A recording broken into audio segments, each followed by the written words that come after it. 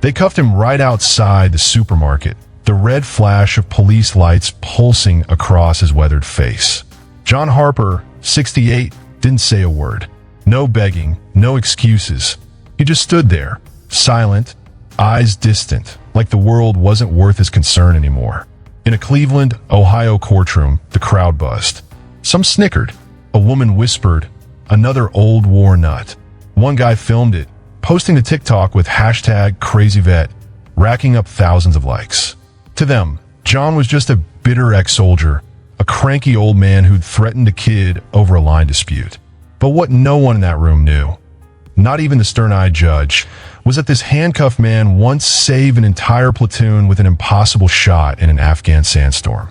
And the only person who knew the truth, a 3-star general, was speeding toward the courthouse in a black SUV, carrying a secret that could turn everything upside down.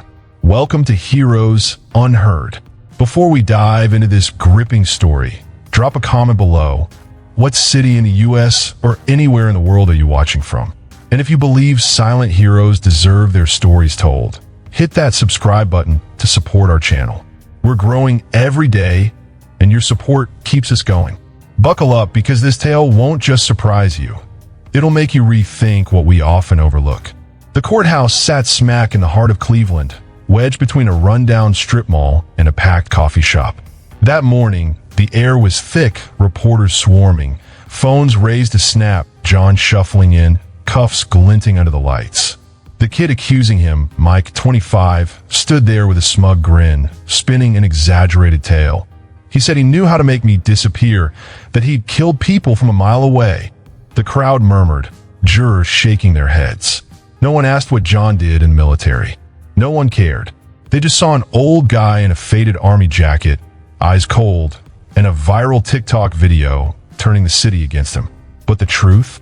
It was closing in, and it had shut that courtroom up. The Cleveland, Ohio courtroom felt like a steel furnace, despite the morning sun straining through dusty windows. Old wooden chairs creaked under the weight of the crowd. Reporters, curious locals, and folks just there for the drama. At the center, John Harper sat, still as a statue. His worn army jacket, frayed at the shoulders, clung to a frame time couldn't bend. His eyes stared ahead, unwavering, even as prosecutor David Reed waved his arms, voice slicing the air. "John Harper doesn't belong here," Reed boomed, pointing at him. He's stuck in the past, thinking he's still a soldier, ready to threaten anyone in his way. "This isn't a hero. This is a danger," the crowd whispered. A girl in the back, phone in hand, muttered to her friend, "See? Total #CrazyVet." But John? He didn't budge. His silence was like an invisible wall, unnerving the room without them knowing why. Cleveland 2025 is a gritty industrial city of working-class neighborhoods where people hustle, heads down, eyes glued to screens. The courthouse squats downtown, caught between a faded strip mall with washed-out sale signs and a coffee shop always buzzing, espresso mingling with exhaust fumes. Outside, passers-by barely noticed the trial unfolding. They didn't know John Harper and probably didn't care. To them, he was just a weird old guy in a shabby apartment on the city's edge, where potholed roads lead to weathered row houses. Every morning, John walked, posture rigid, his old army boots worn but spotless. Neighbors saw him but didn't wave. Some whispered he had PTSD, talked to himself. A kid once asked his mom, "Is that old guy bad?" She replied, "Stay away. He's not right." But John Harper wasn't ordinary, though no one bothered to dig. His file, in the hands of his public defender Emily, a young rookie with her hair tied high, eyes tired, listed just the basics. John Harper, 68, U.S. Army veteran. No family, no friends, no witnesses. Emily had tried talking to him, but John only said, "Do your job." She flipped through his file, sighing, figuring this was a minor case, a grumpy old man stirring trouble. She didn't know, nor did anyone in that room, that the man they were judging had once stood on the edge of life and death, where one shot of his changed the fate of dozens. It all started with a run-in at the supermarket a few weeks back. A regular day, John in line for a few cans of soup, when Mike, a 25-year-old with dyed green hair and oversized headphones, cut in front. John said, voice low, "You should line up like everyone else." Mike smirked, firing back, "Old man, your time's up. Don't lecture me." Words escalated, no weapons, no fists, but Mike, craving attention, blew it out of proportion. In front of store staff, he yelled, "This guy threatened me. Said he knew how to make people disappear, that he killed in the war." Staff called the cops. John was cuffed, no resistance, no explanation. To him, the accusations weren't worth answering. But Mike didn't stop. He filmed it at the store, adding dramatic effects, posting to TikTok with the caption, "Met this crazy hashtag #crazyvet in Cleveland." The video spread like wildfire, pulling in tens of thousands of views. Other kids piled on, mocking John, filming outside his apartment, calling him a war psycho. The hashtag #crazyvet hashtag trended, popping up on Instagram, Twitter, everywhere. Local news, smelling a story, ran sensational headlines. Veteran loses control, threatens youth at supermarket. No one asked what John did in the service. No one checked his record. To the city, he was just a disgruntled old vet, a relic of a past no one cared to recall. In the courtroom, Judge Linda Carter, a middle-aged woman with silver hair tightly bunned, tapped her pen, trying to keep order. Known for being tough but fair, she eyed John, not with contempt, but a hint of curiosity. Something about him, his calm, his silence, unsettled her. Prosecutor Reed pressed on, voice triumphant. "We have witnesses, a TikTok video, clear testimony. John Harper threatened an innocent citizen, leaning on his military past to intimidate." A store clerk, curly-haired, voice shaky, testified, "I heard him say something about knowing how to kill." Mike, in the front row, nodded, lips curling into a smug grin. The crowd murmured, some jurors shaking their heads, whispering, "PTSD, no doubt." But then a moment froze the room. A young reporter, Sarah Miller, in the corner, recording, paused. She just gotten a text from a colleague. "Check Harper's military record. Something's off." Sarah frowned, opened her laptop, typed fast. Lines appeared, and her eyes widened. John Harper wasn't just a veteran. He was a lieutenant, nominated for the Medal of Honor, and turned it down. She looked up, seeing John still sitting, unmoved, eyes distant. Her heart raced. She knew she was onto something bigger than this room realized. Outside, Cleveland's traffic hummed, but a black SUV pulled up silently at the courthouse. The door opened, and a man stepped out, dress uniform crisp, 3 silver stars gleaming on his shoulders. Major General Robert Klein, former Army commander, face stern, eyes resolute. He said nothing, just nodded to security, striding into the courthouse. No one knew he was coming. No one summoned him. But his presence, like a cold gust, hushed the hallway. Sarah, from the corner, spotted him through the glass door, and she knew everything was about to change. The Cleveland, Ohio courtroom was a pressure cooker, despite the June sun straining through grimy windows. Ceiling fans spun lazily, doing little to cut the stifling heat. Creaky wooden chairs groaned under the crowd. Reporters, nosy locals, and drama chasers. At the center, John Harper sat, still as stone. His faded army jacket, threadbare at the shoulders, draped a frame time couldn't break. His eyes stared forward, steady. Even as prosecutor David Reed gestured wildly, voice slashing the air. "John Harper," Reed boomed, pointing, "is a man lost in his past. He thinks he's still on the battlefield, free to threaten anyone who crosses him. This isn't a hero, ladies and gentlemen. This is a threat to our community." The crowd nodded, some whispering agreement. A kid in the back, phone up, filmed, smirking like the trial was TikTok fodder. But John? He didn't twitch. Not a frown, not a glance. His silence was a cold breeze, unsettling the room without them knowing why. Judge Linda Carter, silver hair, tightly bunned, tapped her pen, eyes sharp as she scanned the scene. Tough but fair, she sensed something off about John. Not danger, but a quiet strength, like he held a secret too big to share. John's public defender, Emily, A rookie with her hair tied high, eyes weary, flipped through his file, half-hearted. She tried talking to him, but John just said, "Do your job." Sighing, she figured this was a minor case, a grumpy old man causing a stir. She didn't know, nor did anyone, that the man they judged had once stood between life and death, where one shot of his altered dozens of fates. The trial moved fast, like a storm tearing through. Prosecutor Reed called his first witness, Mike, the 25-year-old who'd clashed with John at the supermarket. Mike swaggered up, green-dyed hair, oversized headphones dangling around his neck, a smug grin he didn't bother hiding. "He threatened me," Mike said, voice dripping with drama, like he was performing for social media. Said he knew how to make me disappear, that he'd killed people from a mile away. I was scared stiff. A few jurors shook their heads, muttering about PTSD.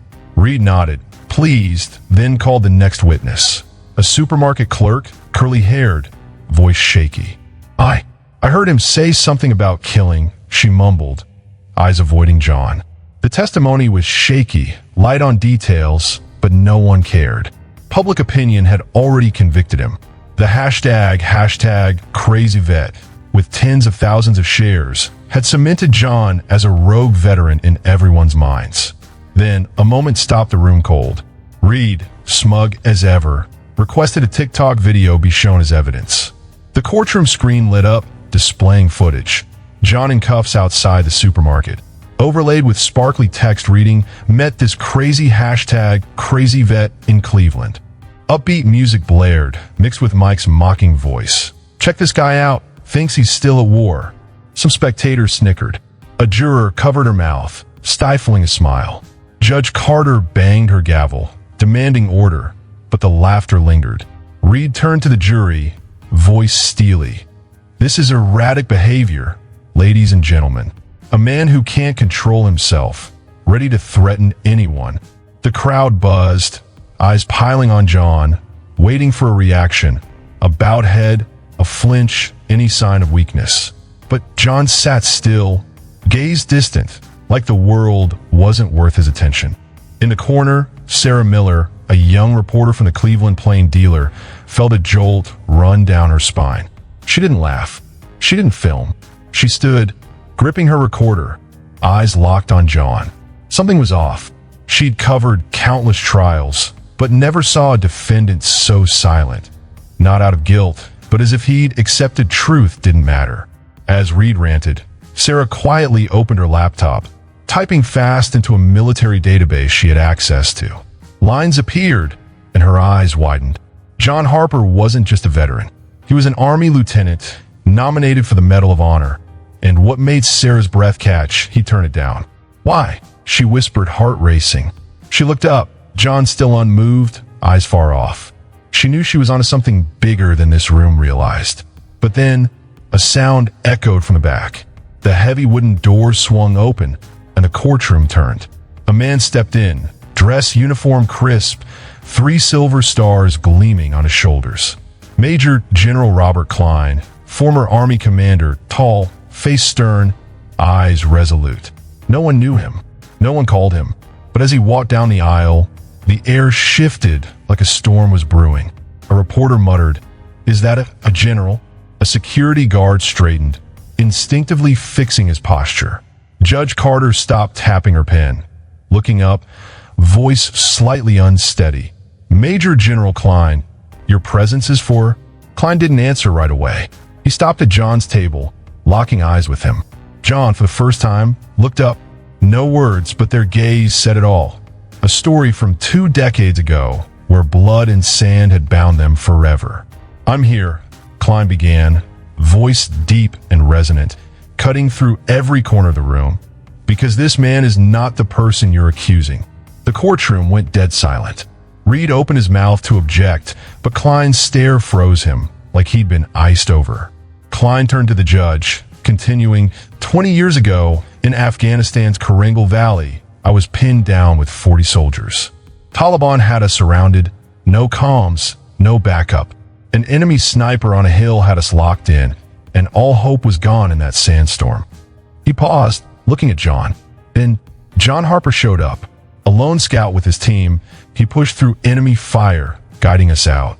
And when that sniper was about to take me out, John made a shot from 1,200 yards in a sandstorm without a second's hesitation. That shot saved me, saved 40 men, and saved our entire unit.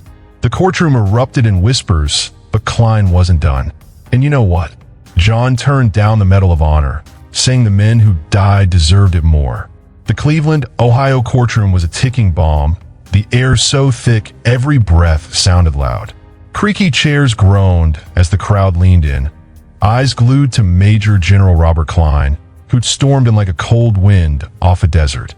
3 silver stars on his shoulders gleamed under the fluorescent lights, but his eyes, sharp, heavy, and determined, were what silenced the room.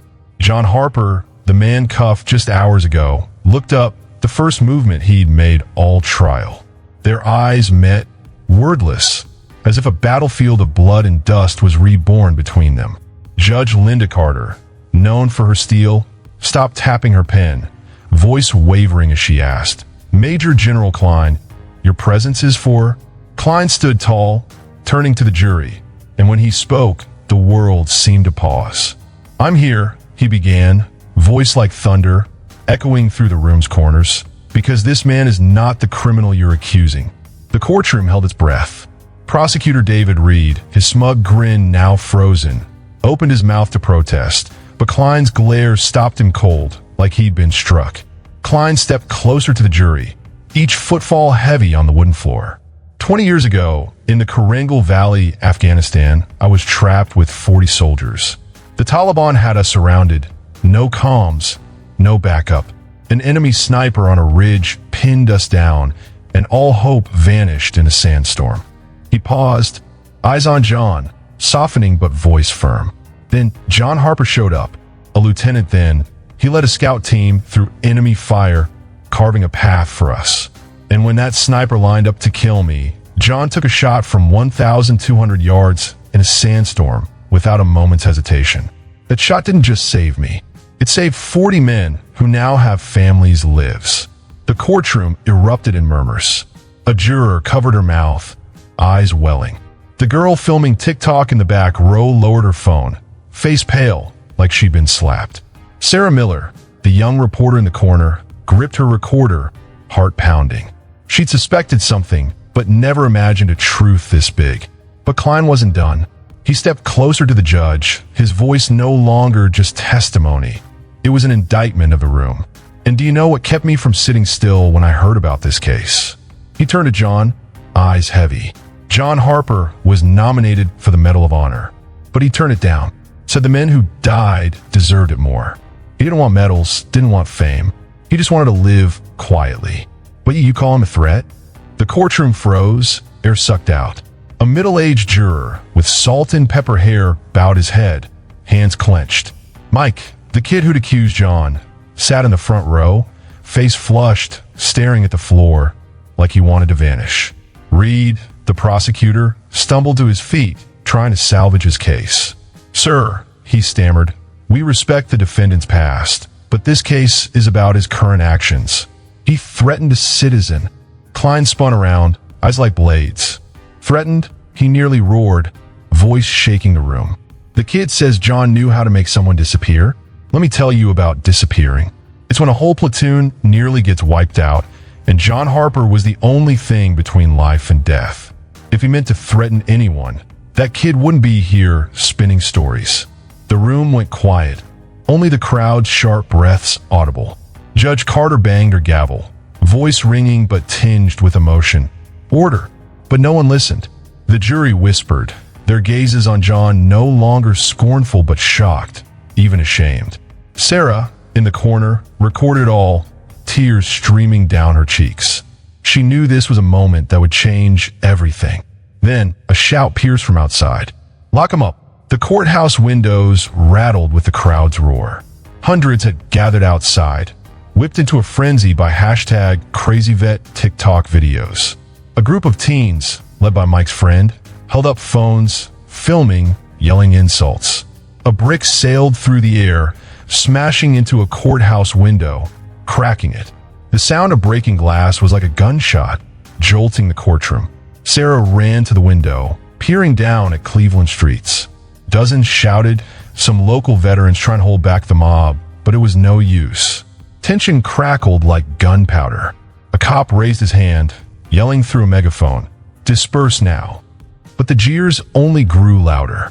Inside, Reed, flustered but defiant, stood again, voice trembling. "Your Honor, the chaos outside proves the defendant's a danger." But Klein cut him off. He stepped toward the jury, his voice no longer just testimony, but a call to arms. "John Harper isn't a danger," he said, each word forged in steel. "He's the man you pray shows up when everything falls apart. You don't know restraint. If John wanted to hurt someone, we wouldn't be here arguing." The jury sat silent, eyes locked on John. One woman, hair tightly bunned, wiped tears, hands shaking. Judge Carter, struggling to stay composed, took a deep breath. Sarah, near the door, glanced back at John. He sat still, but his eyes were no longer distant. They were sharp, like he was staring into the room's soul. Then, another sound broke through. The courtroom door swung open again, and an older veteran in a faded army jacket stepped in. He said nothing, just stood in the corner, holding a photo, a unit in Afghanistan, John in the center, shoulder to shoulder with soldiers. Sarah recognized it instantly. The unit Klein had mentioned. The veteran locked eyes with John, nodding, their silent exchange saying, "I never forgot." The courtroom was no longer a place of judgment. It was a battlefield of truth where past and present collided. Klein turned to the judge, voice softer but unwavering. "Your Honor, with permission, I'd like to address the jury one last time." Carter nodded, speechless, caught in the story's grip. Klein faced the jury, his voice a vow. "You can judge John Harper for one moment in a supermarket, but I judge him for the moments that saved my life, saved others, and saved this country's honor. Don't let his silence fool you. It's not weakness. It's a strength you'll never understand." The Cleveland, Ohio courtroom still trembled from Major General Robert Klein's testimony, as if each word he spoke had carved itself into everyone's minds. Fluorescent lights flickered weakly, casting a glow on John Harper, once branded #CrazyVet by City. But now his eyes weren't distant. They were sharp, resolute, like a soldier ready for his final stand. The jury, who'd once eyed him with contempt, now bowed their heads, some wiping tears. Prosecutor David Reed, face flushed, stood frozen, clutching his files like a lifeline. Sarah Miller, the young reporter, gripped her recorder, heart racing, knowing this wasn't just a story. It was history unfolding. But then, a sharp yell from outside sliced through the courthouse's glass walls, like a knife cutting the sacred moment. "Put that psycho in jail." The windows rattled with the crowd's roar. Outside, Cleveland streets had turned into a war zone of public opinion. Hundreds gathered, fueled by TikTok videos and the #CrazyVet hashtag sweeping social media. A group of teens, led by Mike's friend, the one who'd accused John, held up phones, filming, chanting against him. "He doesn't deserve to walk free," a girl screamed, hurling a water bottle at the courthouse door. It shattered, splashing across the sidewalk. Across from them, local veterans, tipped off through quiet texts, formed a line, eyes steady. One, in a worn army jacket, blocked a kid about to throw a rock, voice low but firm, "You don't know who he is." Tension spread like gunpowder smoke. Cops, shields and batons in hand, struggled to keep order, but the jeers grew louder.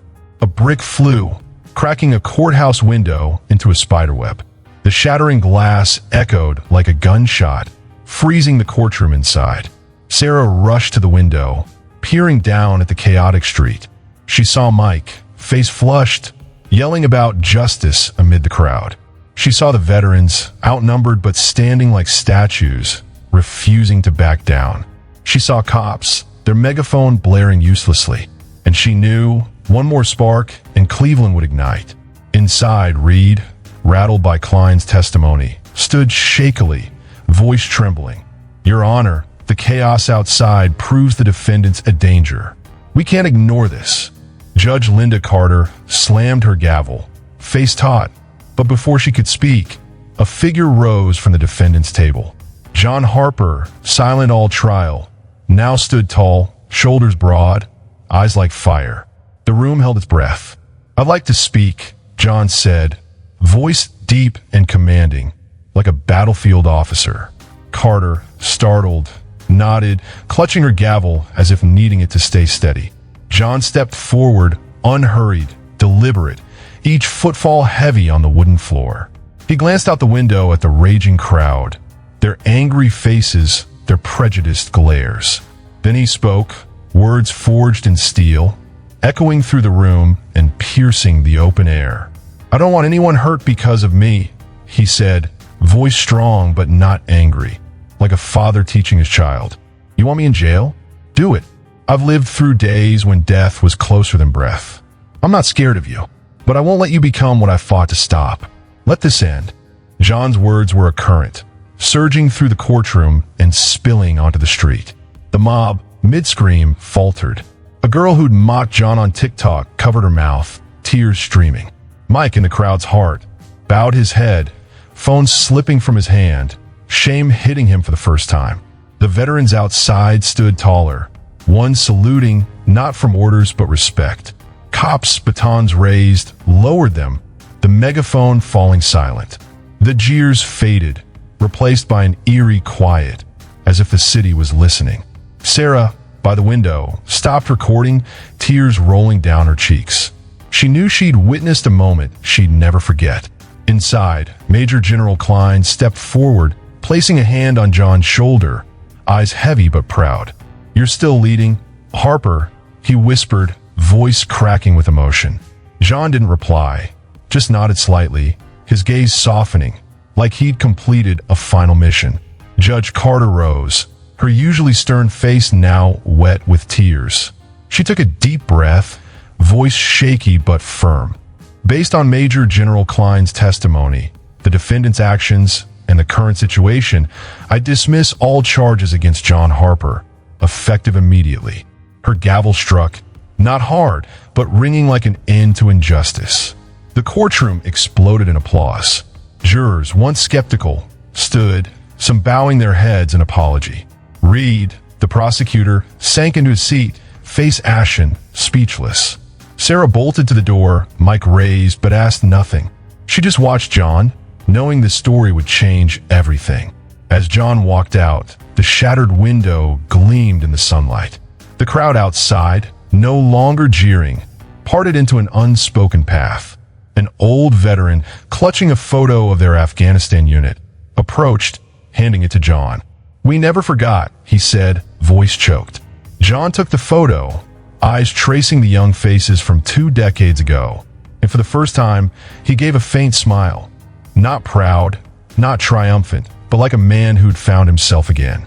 Outside, Cleveland's June sun lit John's face, highlighting faint scars no one ever noticed. The crowd began clapping, not loud, but like a quiet tribute, rippling from street to street. Sarah, a few steps away, captured the moment. Knowing her article wouldn't just be a story, it would be a reminder that truth, though hidden, always finds light. As John Harper stepped from the courthouse, Cleveland's June sun hit his face, etching deep wrinkles like a map of a stormy life. The cuffs were gone, but he didn't rush. He stood, shoulders square, old army boots worn but spotless, eyes scanning the crowd quietly. Those who'd jeered, who'd thrown bottles, now parted into an unspoken path, silent, as if witnessing something sacred. Local veterans in faded jackets lined up, saluting, not from orders, but deep respect. One, silver-haired, eyes red, stepped forward, handing John an old photo, their Afghanistan unit, John in the center, shoulder to shoulder with young soldiers.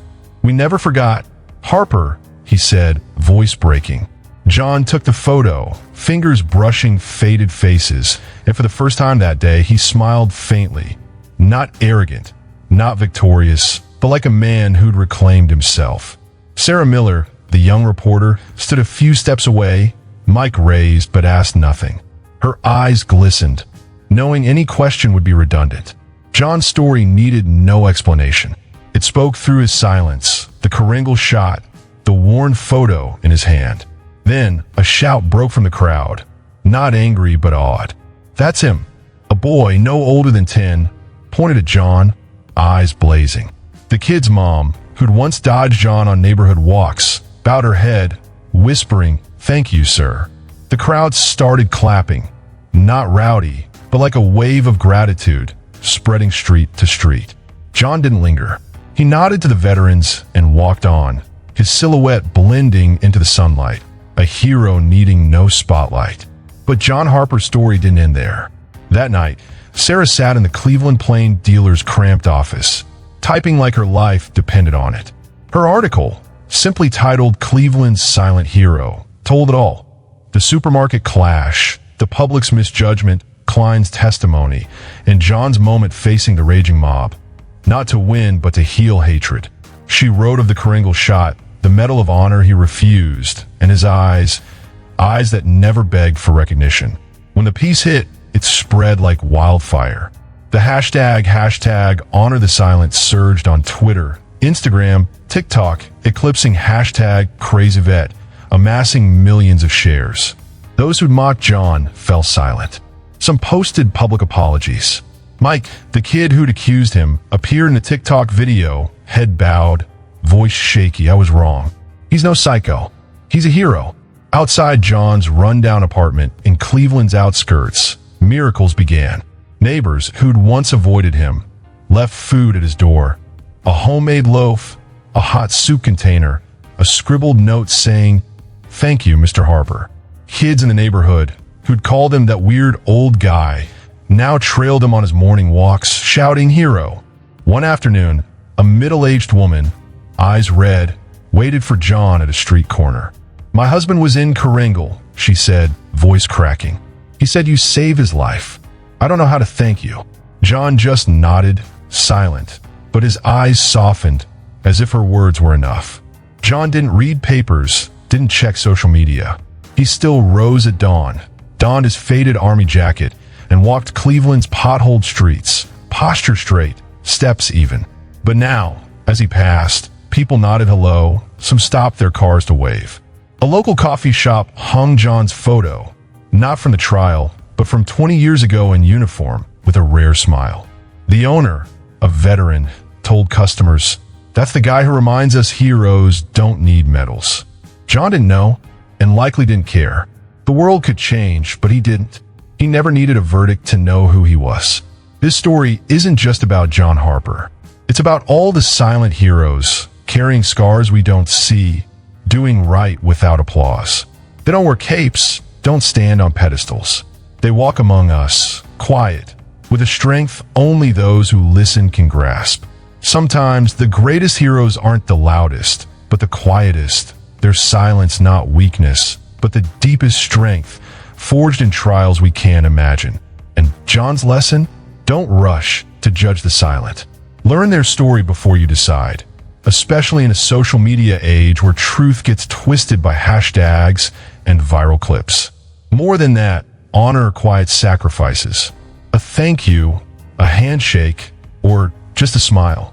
That's how we keep their fire burning. But this story's also a bitter reminder. How many in that jeering crowd had passed a silent hero without knowing? How often do we turn from those with invisible scars, just because they don't flaunt their deeds? And the gut punch. Without Klein, without Sarah, would John have been vindicated or forever caged by prejudice? That question hangs, a knife to our conscience. It reminds us justice doesn't come free. It takes those who stand, speak truth, and believe a silent man can be a hero. Thanks for joining Heroes Unheard. Share in the comments. Do you know someone quietly doing right, unrecognized? How they inspired you? Is there a person, a relative, neighbor, stranger, who did something that changed how you see them? Tell their story, because those tales keep the fire John Harper lit alive. And if you want more stories like this, about heroes needing no medals, hit subscribe, tap the bell, and don't miss our next video. Thank you for being here, for listening, and for believing silence can sing of courage. We'll see you in the next story.